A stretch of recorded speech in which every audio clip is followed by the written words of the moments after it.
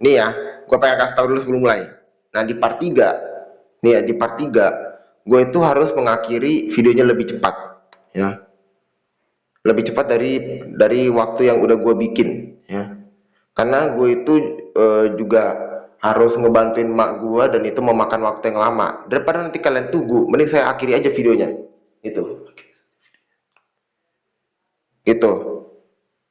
Oh ya, dan juga satu lagi nih ya, pas gua pengen mulai, nah pas gua tadi udah mau udah bikin video gitu kan, udah mulai gitu ya. Nah, pas gua ngomong itu tiba-tiba mak gua datengin gitu loh. Ya, sebenarnya sih ada sih rekamannya, tapi gua udah hapus ya, yang rekaman yang itu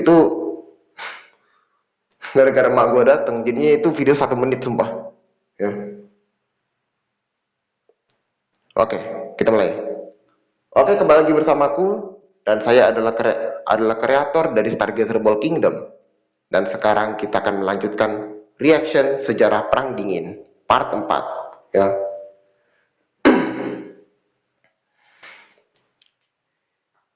Itu ya.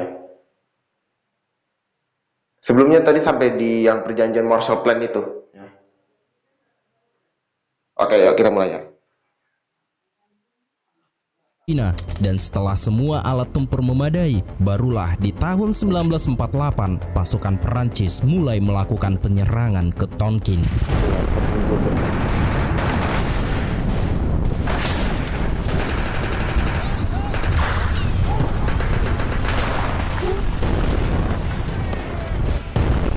Hasil dari perang Tonkin di tahun ini, Perancis berhasil menaklukkan Tonkin dari tangan Ho Chi Minh dan pasukan Perancis mulai melakukan misi untuk menangkap Ho Chi Minh dan Giap. Namun misi ini gagal. Itu dikarenakan para pemimpin dan pasukan Viet Minh melarikan diri ke dalam hutan lebat dan kemudian mengungsi ke wilayah dekat perbatasan Republik Cina, yang pada saat itu Republik Cina masih terlibat dalam pertempuran internal melawan komunis di bawah pimpinan Mao Zedong. Untuk sementara ini, Ho Chi Minh, Giap, dan beberapa pasukannya berlindung di dalam hutan dekat perbatasan Republik Cina. Walaupun mereka sudah kalah telak melawan Perancis, Ho Chi Minh tetap teguh untuk merebut negaranya dari Perancis. Kini Ho Chi Minh mulai mengatur strategi.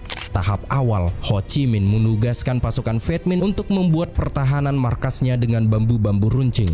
Bambu-bambu itu digunakan untuk menghalangi pendaratan pasukan terjun payung Perancis di tempat terbuka. Sementara itu, pasukan Perancis masih berusaha mencari Ho Chi Minh dan Giap. Mereka memasuki desa suku pedalaman yang tidak ikut berperang. Halo guys, jadi banyak banget yang nanyain aku, Bang, kok mainnya nggak nge-lag sih? Kok mainnya nggak patah-patah? Oh, kalian mainnya nge-lag ya? Kalian HP-nya suka...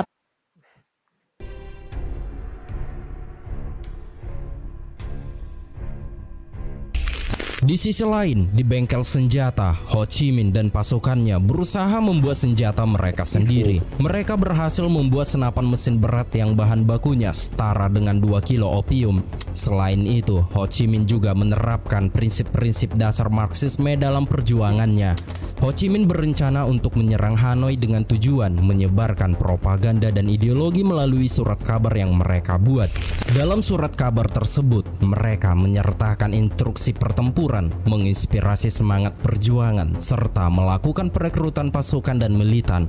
Selain itu, mereka juga secara aktif membersihkan partai mereka dengan cara membunuh orang-orang yang dianggap skeptis atau menjadi musuh mereka. Sementara itu di tempat lain, Perancis masih terus menjalankan misinya mencari Ho Chi Minh di dalam hutan. Di tengah hutan, mereka menemukan sebuah gubuk. Setelah memeriksa gubuk itu, mereka menemukan mesin cetak dan lembaran kertas dengan tulisan, "Besok pos Anda akan dihancurkan oleh pasukan pemberani dari Viet Minh. Perancis akan dibunuh dan diburu dari tanah Vietnam. Kemenangan akan memperkuat revolusi kita yang sedang berlangsung. Hidup Ho Chi Minh, hidup komunisme di seluruh dunia." Kemudian hari demi hari dan bulan Tapi demi emang sini bulan buat telah kemerdekaan berlalu sih. dan kini Iya, tahun mungkin gua agak sedikit respect lah. 1948 komunisme di Meskipun seluruh komunis. dunia membuat kemajuan di Asia. Bahkan Mao Zedong telah bersiap untuk mengambil alih Republik Cina dan di koloni Inggris di Burma dan Malaysia gerakan komunis bangkit untuk mengklaim kemerdekaan mereka. Sementara itu Hindia Belanda menjadi Indonesia semenjak Soekarno dan Mohatta memproklamasikan kemerdekaan Indonesia tahun 1945. Dan di Eropa, komunis berusaha untuk merebut kekuasaan dari monarki Yunani yang didukung oleh Inggris dan Amerika. Namun pihak Barat tidak melakukan apapun untuk mencegah kudeta di Praha. Dan komunis berhasil merebut kekuasaan di Cekoslovakia. Hal ini memperkuat pengaruh Stalin di Eropa Timur. Bahkan Stalin selangkah lebih dekat untuk membawa Berlin ke pihaknya.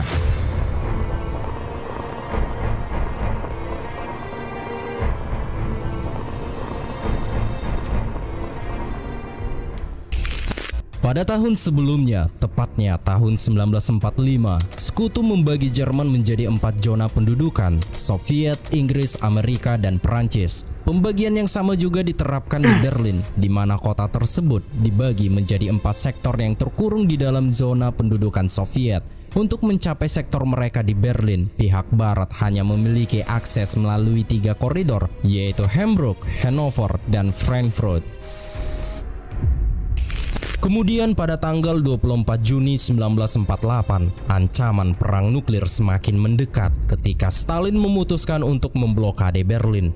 Langkah ini sangat berisiko karena Stalin secara jelas berusaha memaksa Amerika Serikat, Inggris, dan Perancis menyerahkan kendali atas Berlin Barat tanpa harus menggunakan kekuatan militer secara langsung.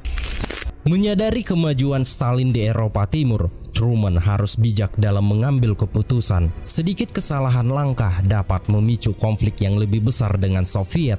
Namun di balik itu semua, Truman tetap waspada akan potensi keterlibatan Uni Soviet dan Amerika Serikat dalam konflik militer. Seperti yang kita ketahui, Amerika memiliki senjata paling mematikan, yaitu bom atom, dan kini mereka juga berhasil menciptakan pesawat pengebom jenis B-36, salah satu pesawat terbesar yang pernah dibuat. Pesawat ini berbobot 150 ton dengan 6 mesin yang menghasilkan 3.000 tenaga kuda. Yang paling penting, pesawat ini memiliki jam terbang lebih dari 12.000 km dan jangkauan itu cukup untuk mencapai Moskow.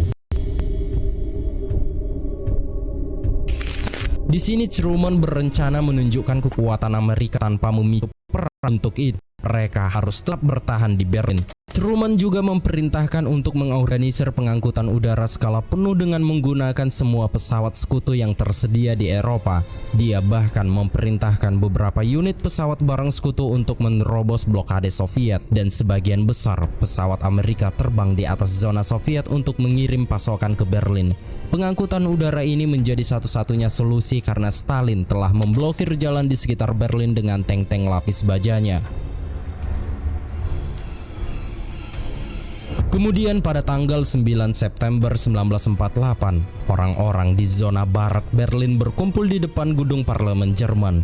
Kurang lebih 300.000 warga Berlin datang untuk menunjukkan dukungan kepada wali kota mereka, yaitu Ernst Reuter yang merupakan tokoh terkenal dalam perang melawan Nazisme. Dan di hadapan ratusan ribu orang, ia mengatakan, Ihr Völker der Welt, ihr Völker in Amerika, in England, in Frankreich, in Italien, schaut auf diese Stadt und erkennt, dass ihr diese Stadt und dieses Volk nicht preisgeben dürft, nicht preisgeben könnt. selama musim dingin tahun 1948, pesawat-pesawat sekutu terus mengangkut hampir 1 juta ton batu bara, sehingga beberapa pilot Amerika dan Inggris sering mengalami kecelakaan akibat kelelahan. Sementara itu, warga Berlin yang menyaksikan pesawat-pesawat bermesin 4 yang terus-menerus datang ke Berlin menjuluki mereka sebagai Simfoni Kebebasan. Sementara itu di Amerika, pada bulan November 1948, para warga telah bersiap untuk pemilihan presiden. Kaum Republik secara historis adalah isolasionis. Meskipun begitu, slogan Demokrat mereka adalah Ceruman Harapan Dunia. Dikarenakan dulunya Ceruman seorang perwira di garis depan Prancis pada tahun 1918, Ceruman terpilih kembali menjadi presiden Amerika. We will continue to uphold the peaceful principles of the UN. United Nations. Kemudian, pada tanggal 4 April 1949 di Washington, 12 negara menandatangani Fakta Atlantik Utara yang dikenal sebagai NATO. Negara-negara tersebut adalah Perancis, Luxembourg, mantap Belgia, nih adalah. Belanda, Inggris Raya, Denmark, Norwegia, Italia, Portugal, Islandia, Kanada, dan Amerika Serikat. Mereka berkomitmen pada pasal 5 yang berbunyi, para anggota sepakat bahwa jika salah satu dari mereka diserang dengan senjata di Eropa atau Amerika Utara, maka serangan itu akan dianggap sebagai serangan terhadap semua anggota. Setelah terbentuknya NATO, aliansi pertahanan ini segera memulai langkah-langkah untuk memperkuat pertahanan kolektif anggotanya di Eropa. Pasukan NATO menetap di berbagai pangkalan militer di Perancis. NATO juga memiliki pangkalan di Italia, Turki, Inggris Raya, dan paling utama di Jerman yang bersebelahan dengan pasukan timur, yaitu Uni Soviet. Kemudian pada tanggal 12 Mei 1949, setelah blokade selama 11 bulan, Stalin membuka kembali rute ke Berlin. Dia menyerah pada tekad Barat. Itu dikarenakan tanpa bom atom, Stalin tidak bisa mengambil risiko perang. Tanggal 9 Agustus 1949, tanggal ini merupakan tanggal penting untuk Perang Dingin. Stalin ingin menjaga kerahasiaan tentang kemajuan dan pengembangan bom atom Soviet dari masyarakat umum. Maka dari itu, untuk saat ini, Stalin tampil sebagai pejuang perdamaian di mata dunia sambil menunggu hingga Uni Soviet siap secara penuh untuk menggunakan senjata nuklirnya jika diperlukan. Sementara Awas, itu, hati-hati, woy. komunisme semakin menyebar ke Ditipu nanti sama sepertiga si dunia Stalin. dan Cina telah sepenuhnya bergabung ke barisan komunisme. Pada tanggal 1 Oktober 1949 di kota terlarang di Beijing, Mao Zedong mengumumkan berdirinya Republik Rakyat Cina. Pada saat itu, Cina menjadi negara terpadat di dunia yang berada di bawah pemerintahan komunis dengan populasi sekitar 600 juta orang. Selama 30 tahun ke depan, rezim totaliter Mao Zedong bertanggung jawab atas kematian sekitar 50 juta orang Cina. Hal ini disebabkan oleh berbagai praktik keras yang diterapkan oleh pemerintahannya, termasuk reforma agraria yang gagal, kelaparan massal, penindasan terhadap petani, represi politik, dan pendirian kamp konsentrasi atau gulag. Dia telah melancarkan perang saudara yang brutal sejak tahun 1920-an. Dia dianggap lebih kejam dari Stalin. Kekerasannya adalah kekuatannya. Dia memaksakan pada anak buahnya tentang fakta darah. Setiap orang harus berpartisi secara fisik dalam penghancuran musuh komunisme, dan setiap orang harus berlumuran darah di tangannya. Mao Zedong mengatakan, mayat memiliki kegunaan, mereka dapat digunakan untuk menyuburkan tanah.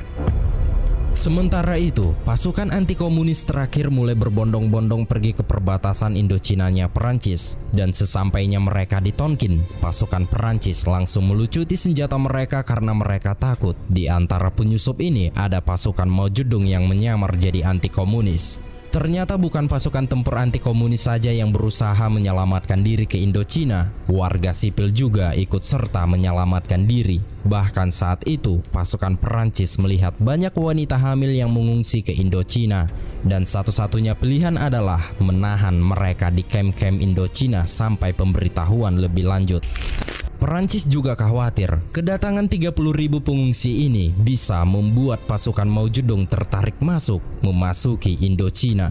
Tentu saja hal itu membuat Perancis menjadi khawatir karena bisa saja pasukan Mao Zedong bergabung dengan pasukan Viet Minh dan membantu Viet Minh mengambil alih Indochina. Kemudian pada tanggal 21 Desember 1949, dunia menyaksikan momen yang menggetarkan hati dan menakutkan. Saat itu, Mao Zedong berada di Moskow untuk merayakan ulang tahun Stalin yang ke-70. Pemandangan tersebut dengan Mao Zedong yang berdiri di sebelah kanan sang pemimpin Soviet membuat atmosfer global terasa semakin tegang, seolah kehancuran total semakin mendekat.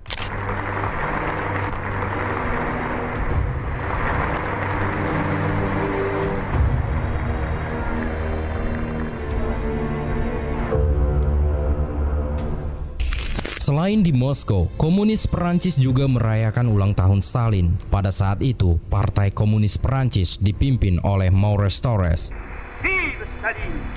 Gloire et longue vie aux chefs du prolétariat international, aux dirigeants de la révolution socialiste, aux libérateurs des peuples, aux premiers des combattants de la liberté et de la paix.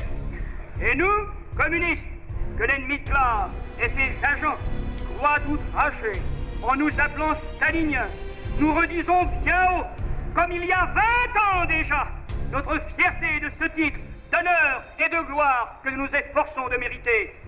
Oui, de tout notre cœur, nous proclamons notre amour ardent pour Staline et nous l'assurons de notre confiance inébranlable. Vive à jamais!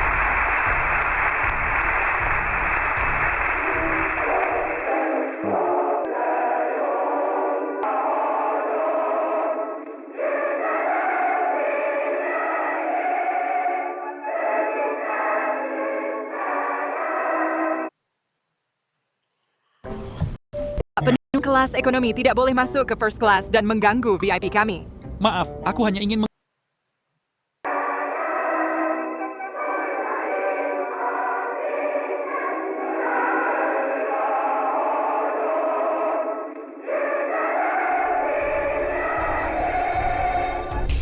Kebanyakan warga Perancis saat itu mempercayai bahwa Stalin akan membawa perdamaian karena mengingat perjuangan Uni Soviet melawan Nazi Jerman. Pada saat itu, komunis Perancis menyebarkan pesan yang berbunyi, tidak ada perang melawan Stalin. Kemudian para warga mulai menaruh harapan perdamaian dengan menciptakan gerakan dunia partisan perdamaian yang lambangnya adalah burung merpati yang dirancang oleh Picasso. Gerakan perdamaian ini meluncurkan petisi internasional pada tanggal 19 Maret 1950 yang menuntut pelarangan senjata nuklir. Kemudian 250.000 orang menandatangani petisi hanya dalam beberapa minggu, terutama di negara-negara komunis. Dan di Amerika Serikat, ketakutan terhadap komunisme mencapai puncaknya ketika senator Republik yang ambisius, yaitu Joseph McCarthy, meluncurkan pemburuan besar-besaran untuk menemukan simpatisan komunis yang bersembunyi di dalam pemerintahan. McCarthy menuduh banyak orang sebagai mata-mata Soviet sehingga menciptakan suasana yang mencekam. Sementara itu, FBI bekerja di balik layar untuk membongkar jaringan spionase Soviet yang ternyata jauh lebih luas dari yang diduga. Di pusat jaringan ini, ada sepasang suami istri ditangkap dan dihukum mati atas tuduhan menjadi mata-mata Soviet, dan pada akhirnya mereka berdua dikirim ke kursi listrik. Waduh.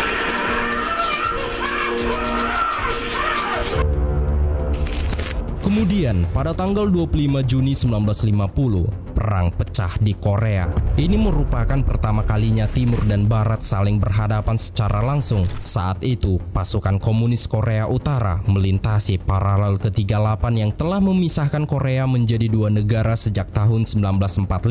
Di utara, penalukan Soviet telah mengarah pada pembentukan Republik Rakyat Korea yang diperintah secara de facto oleh Jenderal Stikov yang menduduki negara itu pada tahun 1945. Stikov menempatkan seorang Korea binaan Soviet untuk memimpin Korea Utara. Dia adalah Kim Il-sung. Ia mendirikan dinas wajib militer selama 6 tahun dan kini mereka siap untuk berperang.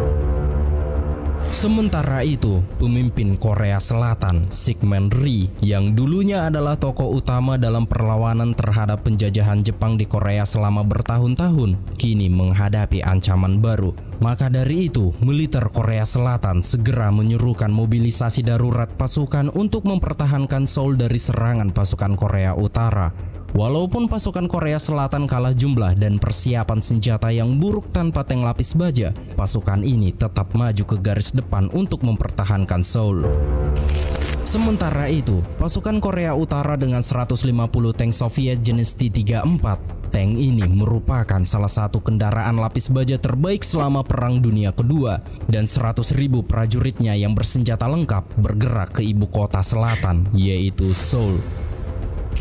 Di sisi lain, ternyata pasukan Korea Selatan yang belum pernah melihat tank membuat mereka bertanya-tanya tentang apa itu tank. Namun ketika mereka melihat tank lapis baja pasukan Korea Utara, mental mereka pun langsung jatuh. Sehingga hanya butuh 3 hari, pasukan Korea Utara berhasil memasuki Seoul. Sementara itu, PBB di New York, Dewan Keamanan mengadakan pertemuan darurat. Seperti biasa, pertemuan ini tanpa dihadiri oleh Soviet. Bahkan Soviet telah berbulan-bulan absen selama pertemuan. Sebagai protes atas penolakan Amerika untuk mengakui komunis Cina, Dewan tetap memberikan resolusi yang meminta Amerika Serikat untuk mengambil tindakan militer dengan pasukan mereka yang masih berada di Jepang. Prajurit-prajurit ini sepenuhnya dipimpin oleh seorang tokoh legendaris, yaitu Jenderal Douglas MacArthur, salah satu pahlawan perang Pasifik yang masih menjadi panglima tertinggi di Jepang. Kini Jenderal Douglas MacArthur ditugaskan berangkat ke Korea. Kemudian pada awal bulan Juli 1950, MacArthur dan pasukannya yang Oke ya, BTW nih ya. Gua ada informasi nih ya. Tahun 45 sampai 52. Nah, itu tuh sebenarnya Jepang itu diduduki oleh Amerika. Gitu. Jepang itu baru merdeka dari Amerika tuh tahun 52. Gitu. Jadi Jepang modern yang kita kenal sekarang itu berdirinya di tahun 52. Bukan tahun 45 setelah empire-nya runtuh. terbatas mendarat di Korea Selatan untuk memblokir rute Korea Utara. Melihat pemimpin yang sangat terkenal datang, membuat para warga langsung menyambut MacArthur dan pasukannya dengan ceria. Para warga menganggap kedatangan pasukan Amerika ini sebagai penyelamat mereka. Beberapa hari setelah mendarat ke Korea Selatan, pasukan Amerika mulai menyiapkan peralatan tempur, lalu melakukan pertempuran.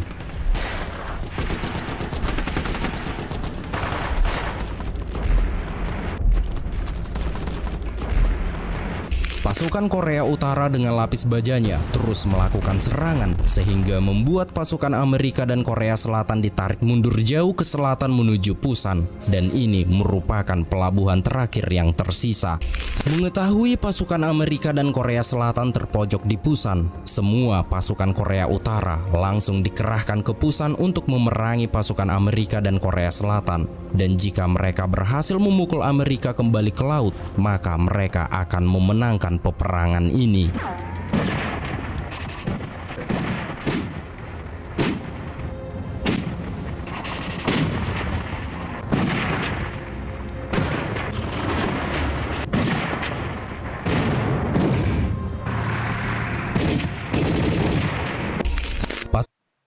Oke. Telat tadi gue pause-nya. Sampai di sini dulu ya.